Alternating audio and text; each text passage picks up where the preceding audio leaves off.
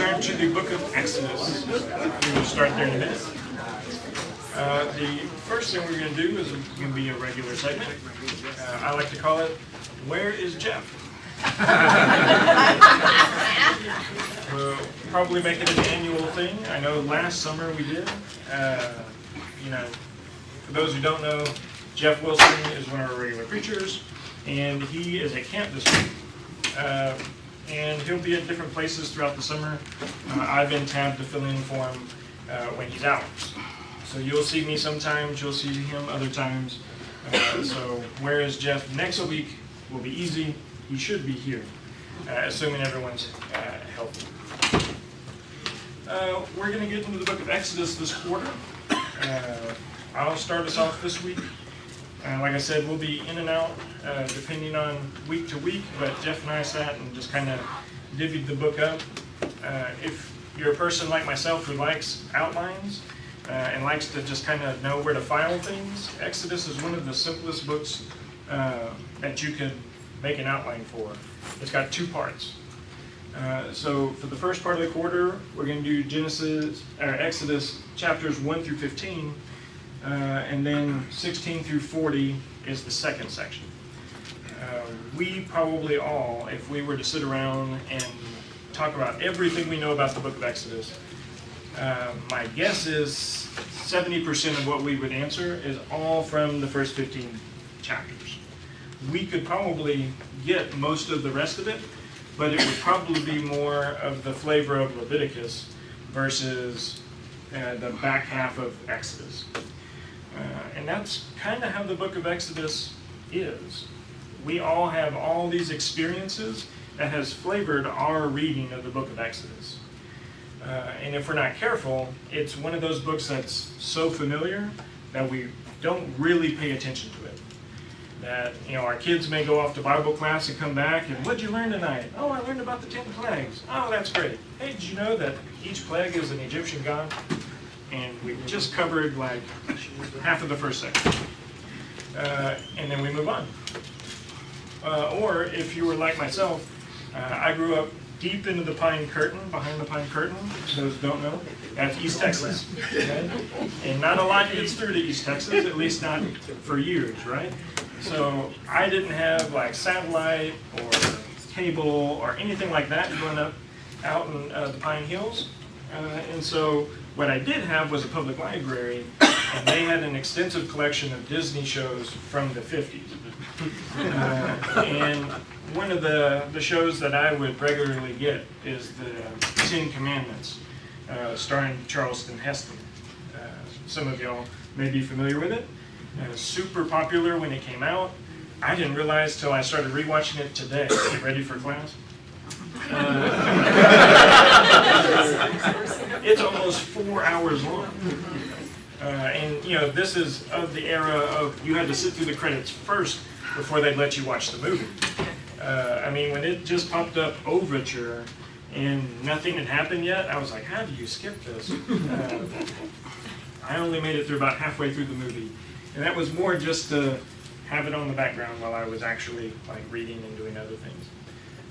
But when I think of the 10 plagues, when I think of Moses, when I think of Exodus, I hear Charleston Heston. And as I watched it, I realized how far off that movie is.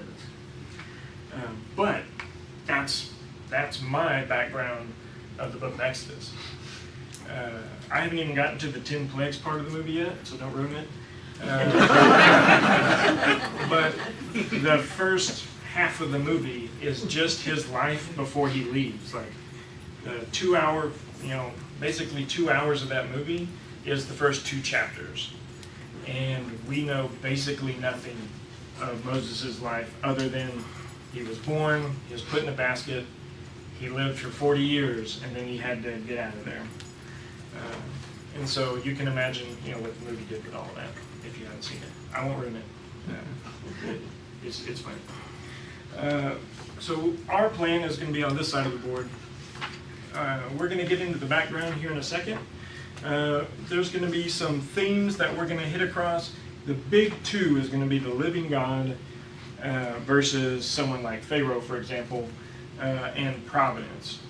which is a great place for Exodus to pick up, because as we move into the background, what has just happened, like in our Bibles, you know, how does Genesis end? And you don't have to be specific what happened in 50. Like the last 20 chapters of the book of Genesis covers basically one character and his family. Jacob and Joseph. Joseph, right? Abraham and his descendants. So Genesis 12, you start with Abraham, and for the rest of the Bible, it's covering the descendants of Abraham, either through the physical lineage, the Hebrews, that we're going to study some, or us in this room, children by faith of the seed of Abraham. And so when God delivers those promises in Genesis 12, He's working on delivering those promises. And so between Genesis 50 and Exodus 1, which it covers the background a little bit there in those first few verses, you're going to have Him delivering on essentially one of those big promises, and that being Him having a great nation after Him. Well, let's dig into it a little bit. So if we look at just the background of, well, let's start with Egypt. I am not an Egyptologist. That is a thing. There are places set up that all they do is talk about Egypt. I'm nowhere near any of that. Like, I've watched the 10 Plagues, or the 10 Commandments. I can't even get the name of the movie right. I watched that, and despite being a history major in college, my bachelor's, I didn't spend a lot of time in Egypt. I know some basics, which we'll talk about today. And then after that, y'all are on your own. If I step out too far out of my depth, please bring me back. I did a quick tally. I think I'm the 6th youngest person in the room. So collectively, we have more experience to give me than I have to give any of y'all. And so I'm going to depend on y'all to help this class out, because we need each other if we're going to make it through all this. As far as Egypt goes, when you hear Egypt, what are some big things that y'all think of, without getting like too specifics into the pharaohs and that kind of stuff? Pyramids. What was that? I heard pyramids. Is that what I heard? Okay. Nile River. The Nile, yeah, which is going to play, well, I'll keep it on the side. It's going to play a big part in both of their lives, but the Nile is going to be a bigger part in Egypt. Well, pharaohs. Pharaohs. And I've already misspelled one word. It's going to be more. If y'all haven't been in class with me before, my handwriting's terrible, so is my spelling. Just ignore it. Get the big idea. That's probably not how you spell pharaoh. The tombs. Tombs. Yeah. I'm going to put this kind of in the middle, because it's going to be drawn on by both. So the mythology, the idols, Okay. idolatry. God.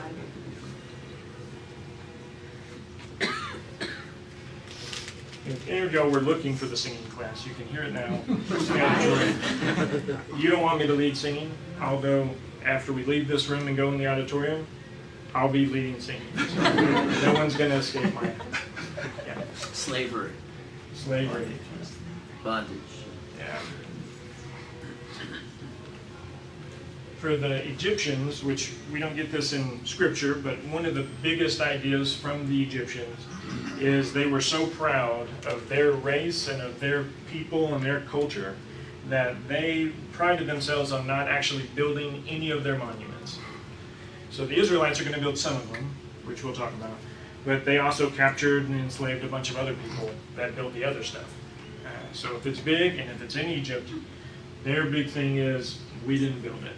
That's how cool we are. They designed it. A lot of it was designed by them. Well, I think of clay bricks. Bricks, that'll play a central role. They're going to make it. They're not going to.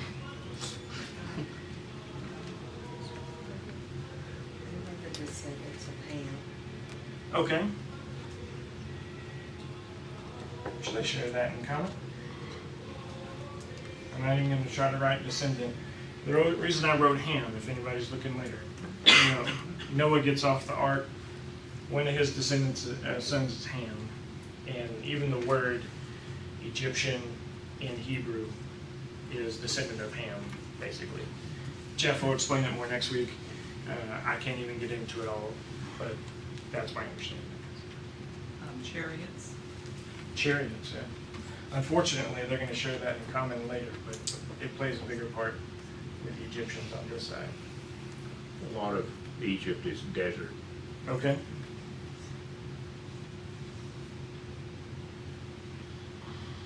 The wilderness is going to play a big part.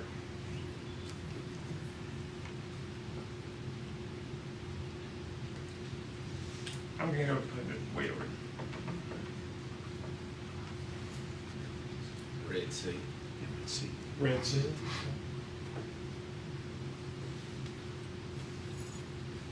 They were the superpower at the time.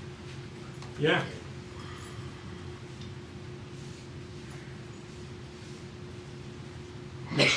We'll draw through the rest of the quarter. We're going to draw parallels. We're at a really great time here at Kleinwood because our readings match up with our Bible classes really, really well. Maybe Scott Parker. I saw you. There you are, right there. You usually sit over there whenever we're in our meetings, or over there. So Exodus and Matthew go together by design. So if you read through Matthew like we are, you're going to see how Christ is the prophet like Moses. I mean, I won't ruin it. Get into Exodus 4 next week. But when you read through Exodus 4, the stories just pop off the page. It's one of those times where it struck me how much I had been flavored by Charleston Heston and that I did, the Bible class version of Exodus, and I hadn't actually just sat and read Exodus beyond, read the Bible in a year kind of a way where I was just kind of cruising, and yep, I can do it, now I'm going to move on to my other stuff. Exodus 4 is just dense with Christ references that Matthew's going to highlight especially. Gold and treasures. Okay. Yeah. I'm not going to spell treasure, so. It's going to, I'll even put arrows. It was in Egypt, but it's going to end up with Israel by the end of the book. For the sake of time, I'm going to move into some of this and kind of highlight some contexts so that we can get more into chapters 1 and 2. There's some debate on the actual years that, the 400 years or the 430 years happened between Genesis 50 and Exodus 1. The best explanation I've heard is there's a period of time where when Joseph came and was prominent, and then the time that there arose a Pharaoh that knew not Joseph, chapter 1, verse 8, that probably, and I'm not even going to write his name, so I'll get that wrong too. There was a Pharaoh that for a period of time there were an invading nation that came into Egypt, and they were called the Shepherd Kings, if you're reading history things. And these Shepherd Kings ruled for 300 to 400 years or so, and then an Egyptian Pharaoh rose up and regained power. And so that Pharaoh seems most likely to be the Pharaoh that arose that knew not Joseph. And he was all about restoring Egyptian things, casting off the Shepherd Kings, and making Egypt central again. He had a renewed emphasis on rebuilding cities, which required a lot of bricks. He was rebuilding monuments that had been torn down. He was, make Egypt great again for this period of time. And so he was trying to rebuild it all. Needed a workforce, and there you have them in is it Gershon? Y'all didn't hear me mispronounce a lot of things today, probably. On the east side of Egypt, you got the Israelites living, and he put them to work. And so it was probably around this time that we're talking history-wise.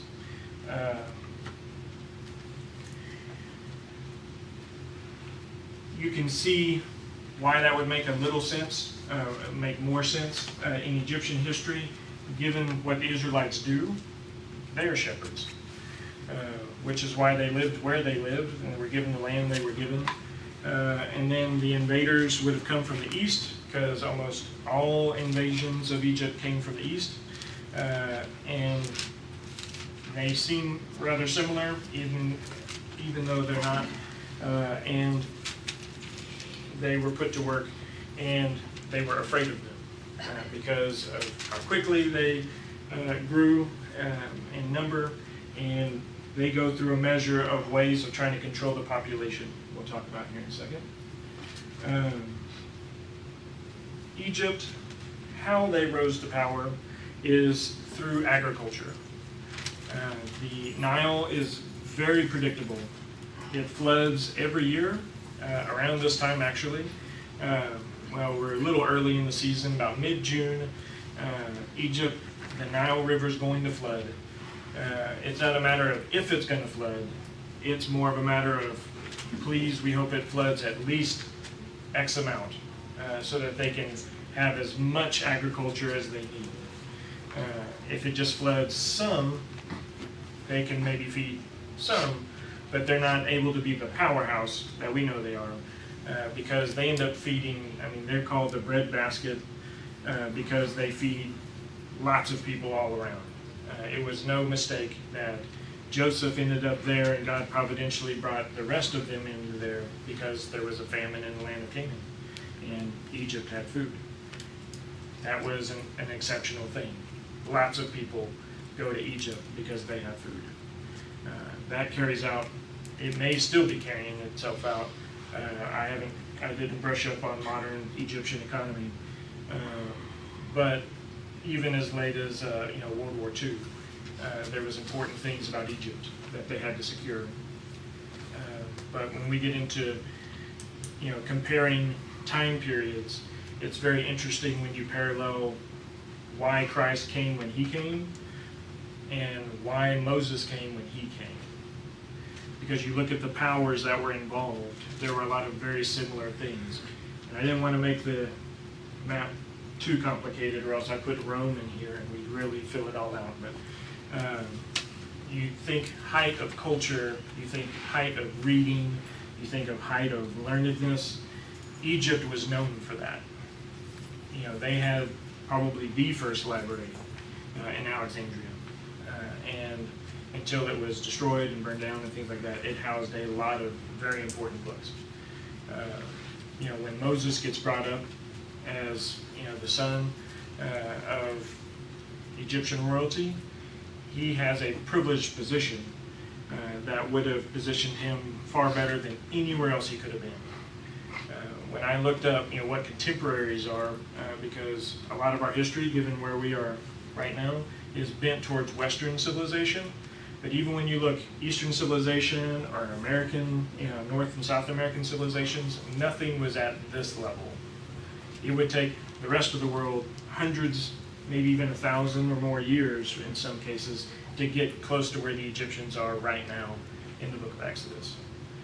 And so for God to bring up Moses now, there would not have been a more powerful place.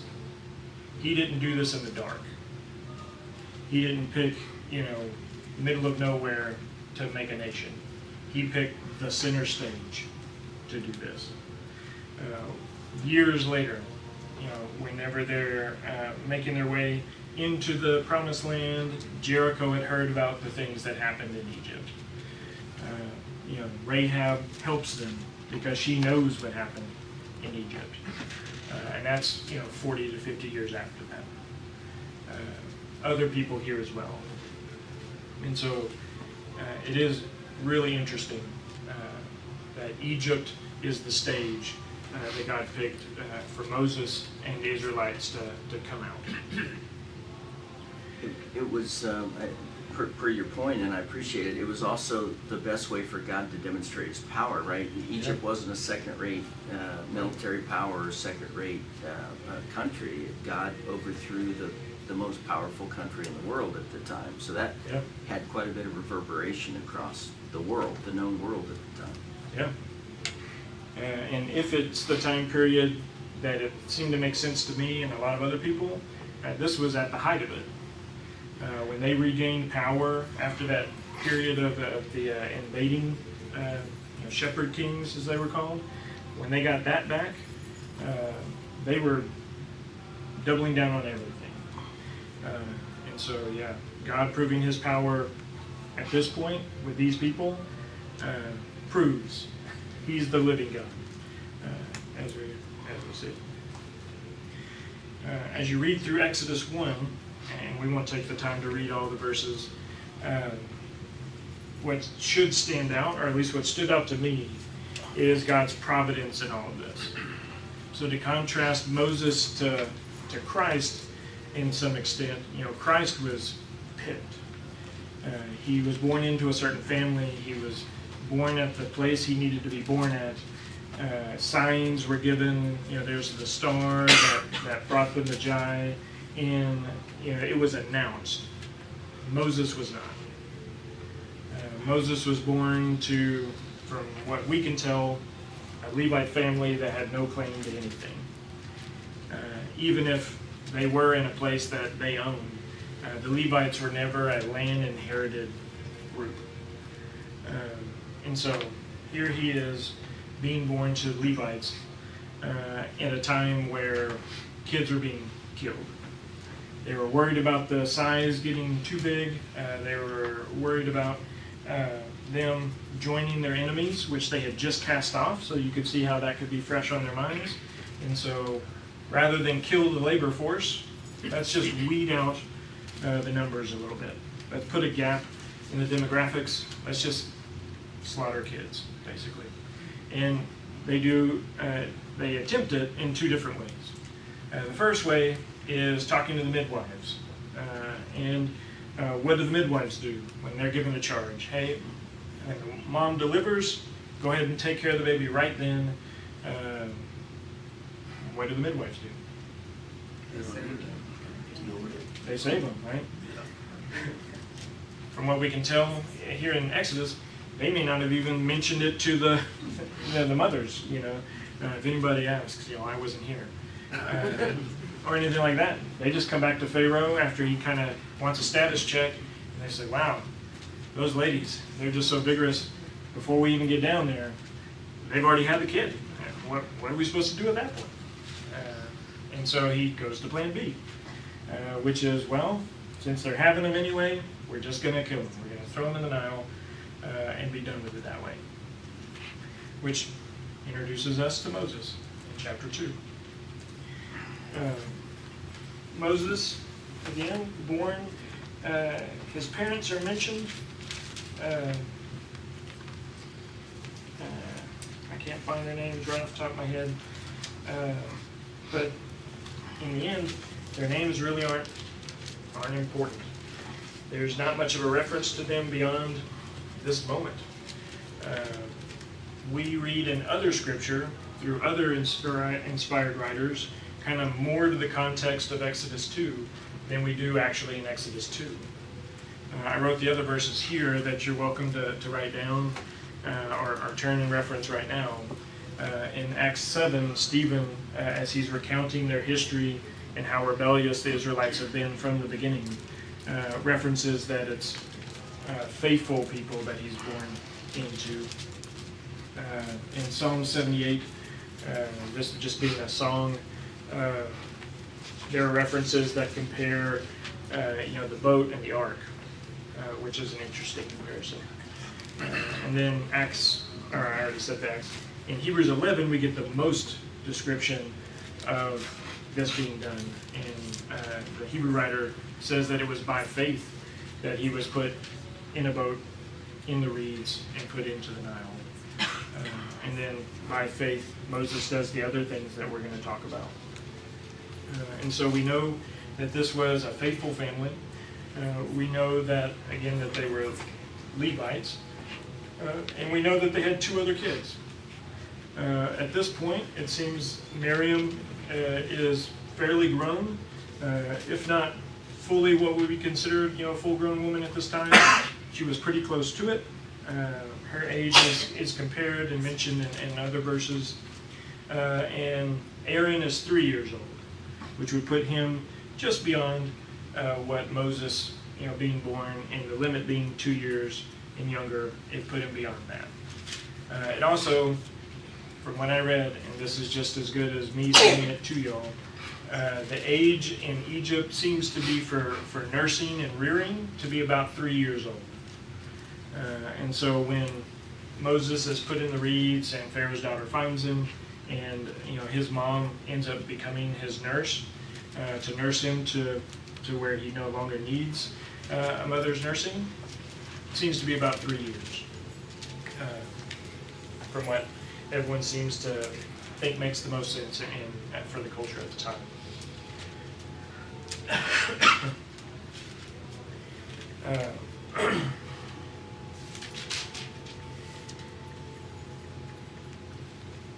Verse 5, as you kind of read the description, it's interesting just kind of how it happens. Verse 3, Mom has made the wicker basket, which I'm not a big language person as far as Hebrew and all the other words. Next week, Jeff, if you're watching, he can describe more, but the word could be compared to boat or ark.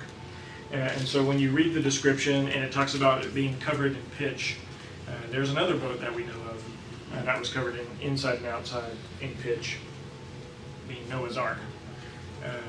And so it's interesting, once again, Noah comparisons come up with water.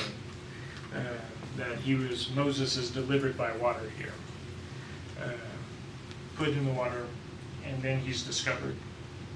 His sister stands at the distance, Miriam watches, and even in some historical Egyptian accounts, or at least one, there seems to be a very similar in this time period story of one of,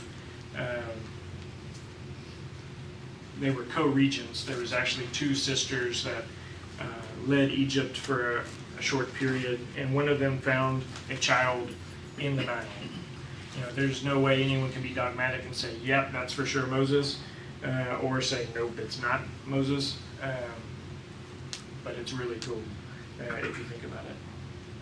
And being a co-regent would also make a lot of sense of, here you have an edict to kill all children within this age range that she finds, and she gets to keep Moses. One, she's Pharaoh's daughter, so you could always play, daddy's girl always kind of gets her way. Or she's a co-regent, and she's partly ruling the country at this point, and if she says she gets to keep the kid, then guess what? She gets to keep the kid. And so Pharaoh's daughter finds him and needs somebody. Sister supplies the nurse. So not only does she get to keep her son, but she gets to raise him for an extended period. When we think modern America, nursing period, less than a year is really, really the most common. But in history, it's far from that. Historically, more than a year. More like 2, 3, some civilizations as old as, like 5. And so Moses growing up and at the age of 40 making that decision doesn't seem as far off when his moms have been raising him in that initial crucial first few years. Starting from birth through, what could have been 3 to 5 years old. I can remember some crucial things whenever I was 5. We could all go around the room and remember. The things we remember are pivotal, crucial memories for the most part. They inform us, they inform who we are. Even the ones that we can't call up, we've internalized the lessons. And Moses' choice later on in the chapter seems to be marked in these first few years.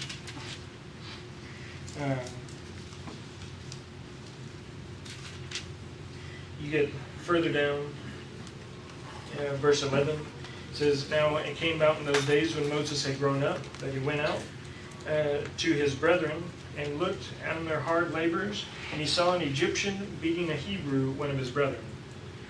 So earlier we mentioned that the Egyptians had a great pride about, they never built their own monuments. The Egyptian taskmaster, the slave master, was an honored position. It wasn't just, kind of like you look through our history, the slave masters and the taskmasters, those were not good people.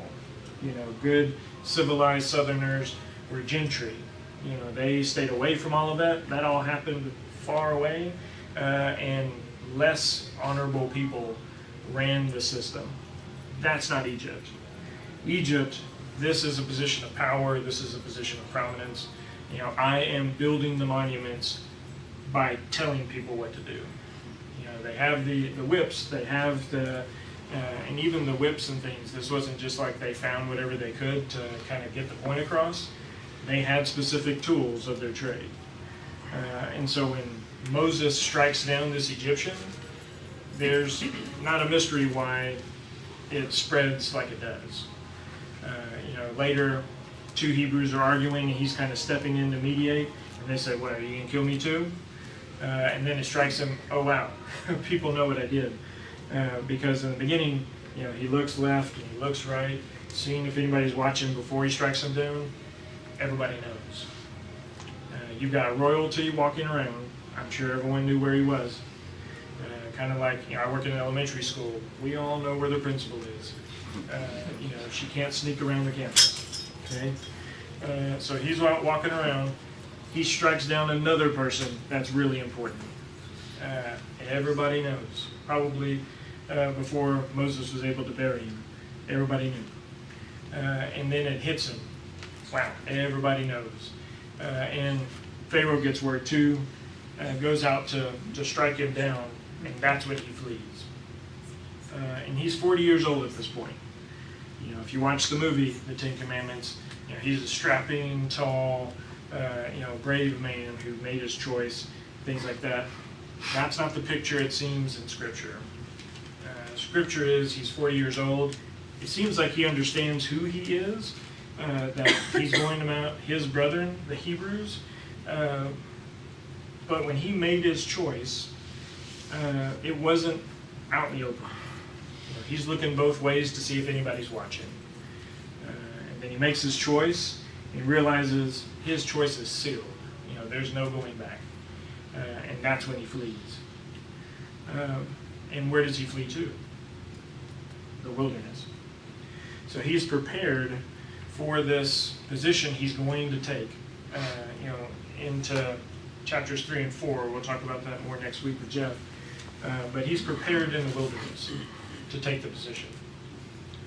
Which, if you're drawing parallels at this point in the story to him and Christ, given our reading in Matthew, Christ does his baptism, and where does he go? He goes out into the wilderness, and he gets prepared for delivering the people. It's very interesting to think about Moses as a person being prepared at this point, because as you read his experience in the land of Midian, he does some things to kind of endear him over to his future in-laws, to his wife's family, but it doesn't appear to seem like they put him in a very prominent position. He becomes the nice guy, marries into the family, and he's the one shepherding. He's the one watching sheep. You think of all the parallels Moses is going to draw throughout Scripture. I'm thinking David at this point. Everybody else, all the important people are at the house, and what is Moses doing when he's, discovers the burning bush? He's out shepherding. He goes from Egyptian royalty, 40 years. I'm about to hit 40 this year, in a couple of months. And I think of all the habits I have that are entrenched, that if someone just came and tried to teach me, it might take a little bit of time. This is Moses at this point. And so when he starts his new life, he has his midlife crisis, right? and he's now starting his swan song. He gets another 3 chapters after this. You know, he gets, when he goes back, you know, he's 80 years old whenever he says, "Let my people go." So he spends some time being humbled. And the lesson obviously sticks, because when you read of Moses, I can't remember the verse off the top of my head. One of the scriptures say he was, if it doesn't say he was the most humble person to ever live, it says that he was, you know, definitely top 5 probably.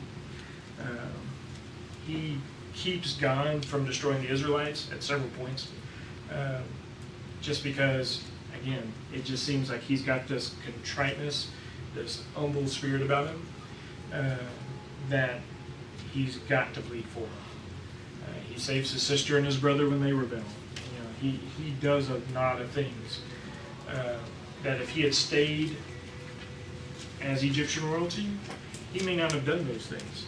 He may not have done them as well as he did, which is ironic, depending, you know, considering how he kind of kept himself out of the land of the promised land, where he let pride consume him at that point and strikes the rock instead of speaks to it.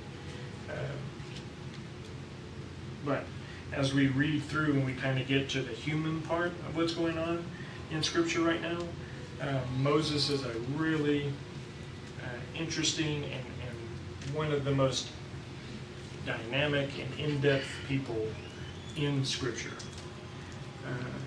And so most accounts, like if you read through Egyptian things, they're not giving you the human side of these pharaohs.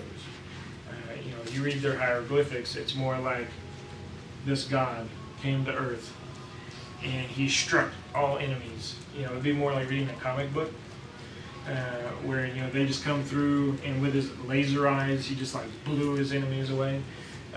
You know, that thousands and thousands of people just threw themselves down and worshiped him, and that's how we got all this food.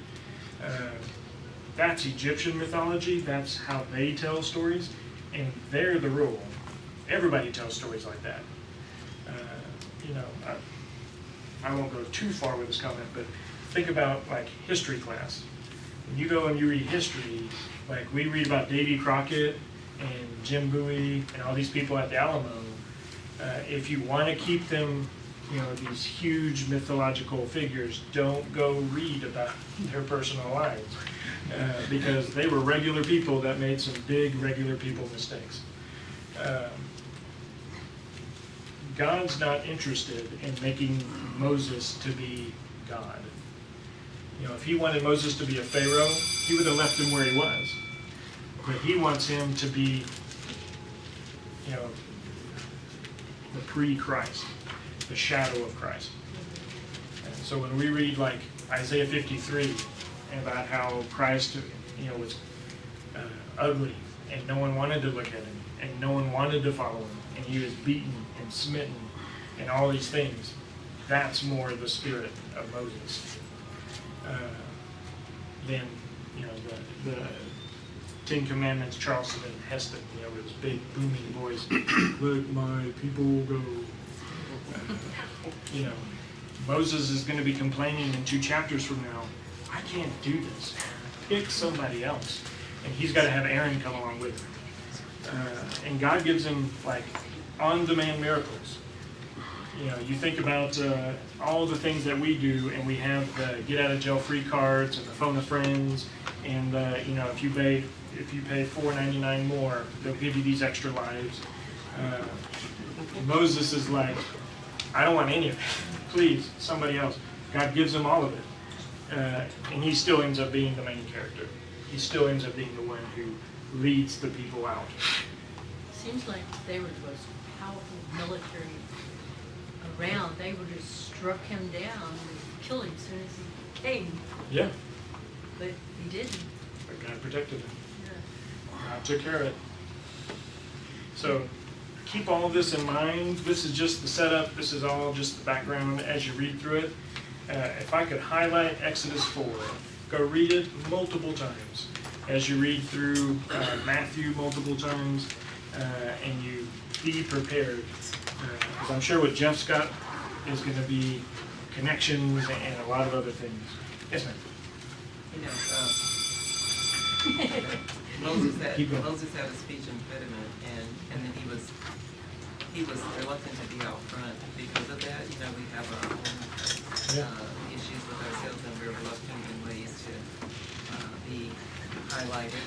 And so they, you know, let history be told the way he was depicted, like Charlton Heston. He was strong and strong voice and all of that, so it was never like what the scripture says. Yeah. And God shows him, he uses the weak things of the world to confound the wise. Yeah. Yeah, it's really interesting when you get to know it. And if I had more time, I would have filled out this side of the contrasts. You know, like we've got a peasant slave people shepherding while the breadbasket of the world, you know, is learning. But that was our bell. Stay tuned. We'll need some.